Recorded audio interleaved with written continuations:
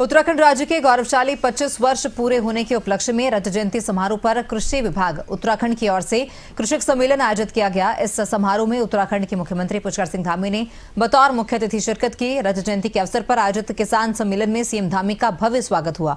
कार्यक्रम को संबोधित करते हुए सीएम धामी ने कहा कि किसान कल्याण के लिए महत्वपूर्ण कदम उठाए जा रहे हैं। किसानों को मिलेट, एप्पल और कीवी मिशन की सौगात दी गई है। किसान की आर्थिकी भी सुदृढ़ हुई है। मुख्यमंत्री धामी ने संदेश दिया कि अन्नदाता सरकार की प्राथमिकता में है। उनके चौतरफा विकास में सरकार कोई कसर नहीं छोड़ेगी। इसके लिए उन्होंने तमाम वो योजनाएं भी गिनवाई हैं जिनमें उत्तराखंड ने तेजी से छलांग लगाई है। वर्ष में प्रवेश कर चुका है, अपनी स्थापना के 25 साल पूरे कर चुका है। तो इस अवसर पर मैं उन सभी किसान भाइयों को भी नमन करता हूं जिन्होंने उत्तराखंड निर्माण के सपने को साकार करने में अपना योगदान दिया और बीते 25 वर्षों में राज्य को आत्मनिर्भर बनाने के लिए अतुलनीय योगदान दिया है।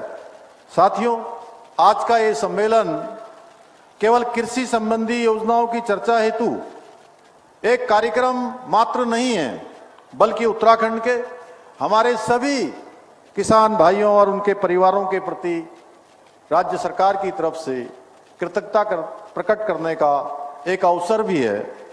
देश के संतुलित विकास के लिए यह अत्यंत आवश्यक है कि हमारे किसान भाइयों की परेशानियां कम हो, वो सशक्त बने, उनको हर क्षेत्र में आगे बढ़ने का अवसर मिले, सरकार की योजनाएं उनकी सहायक बने, क्योंकि किसानों के सशक्तिकरण के बिना राष्ट्र का सशक्तिकरण अधूरा रहेगा।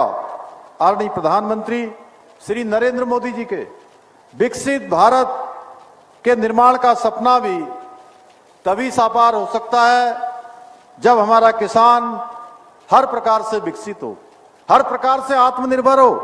हम सभी जानते हैं भारत अनादिकाल से ही एक कृषि प्रधान देश रहा है।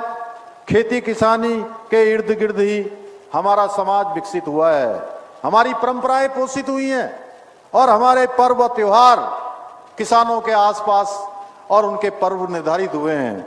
हमारे शास्त्रों में भी लिखा है, कृषि धन्या कृषि मेध्या जंतो नाम जीव नाम कृषि, अर्थात कृषि संपत्ति और मेधा प्रदान करती है और कृषि मानव जीवन का आधार है।